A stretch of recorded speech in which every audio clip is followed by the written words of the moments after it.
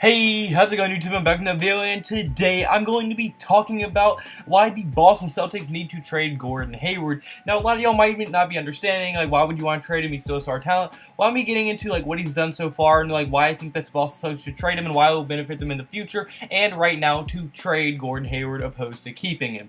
So, yeah, without further ado, without rambling on too much, just get right into this video.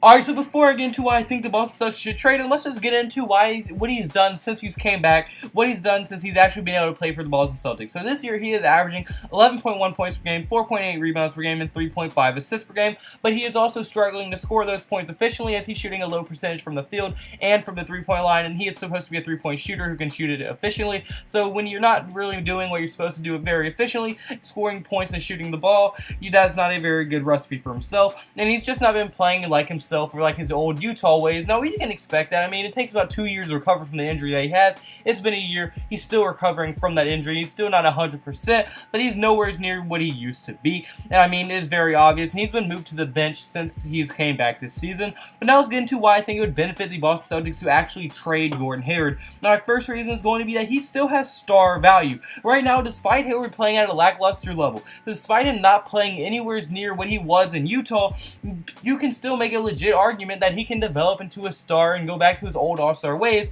as just like a Paul George, who had pretty much an identical injury as Gordon Hayward. It took Paul George 2 years to go back to his old self. So you can make the same argument for Gordon Hayward if you're looking to trade him. For teams that are like, well, he's not playing that good, the Boston Celtics could be like, yeah, but I mean, just look, it took Paul George 2 years, and now look how good he's playing. So just think, if Gordon Hayward, you trade him another year, he'll be back to his old self, be able to be that star-level player that you can build a team around, and that will really be very enticing for teams.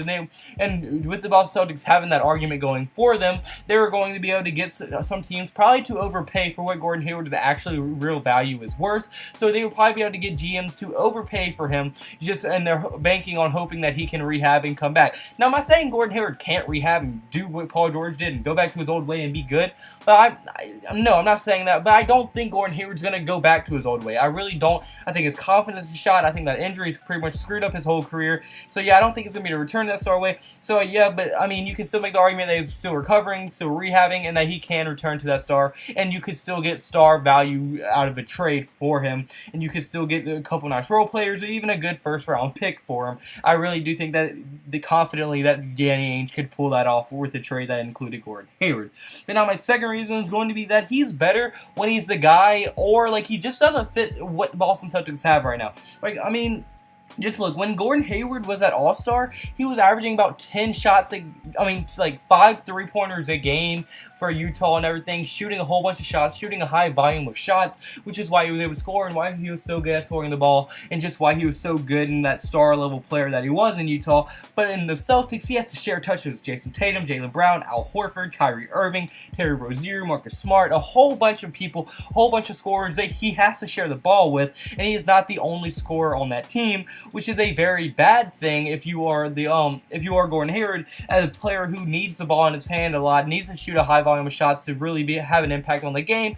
That right now he just does not fit the Boston Celtics system. So I think that he will be a much better piece on someone else's team, and other GMs will see that, and also Danny Ainge is going to see that, and they will be able to trade him, because there's no point in having him on the bench when you can trade him for 2 good role players. I would rather have a decent, alright 6-man than I would rather have 2 good role players than 1 decent, alright 6-man in Gordon Hayward. And I think that Danny Ainge is going to see that, and that's going to be a huge reason why they trade him. And that's a huge reason why other teams are going to want to trade him, because they realize, well, I mean, we don't really have another star. Gordon Hayward's going to be getting all the touches. He's going to be the one scoring, mainly shooting the ball, shooting that high volume of shots, doing what he does best, and he's going to be able to go back to his old star way if he does get into a system like that. But right now with Boston, I don't think he fits the system. I think he has to share the ball too much, and that's why he's actually looking better on the bench, where he doesn't have to share the ball as much as he did when he was a starter for the Celtics. So yeah, just I don't think he really fits the system, so I think the Celtics would actually be benefited to just get some good role players that will fit their system, don't need the ball in their hand, than if they had Gordon Hayward off their bench.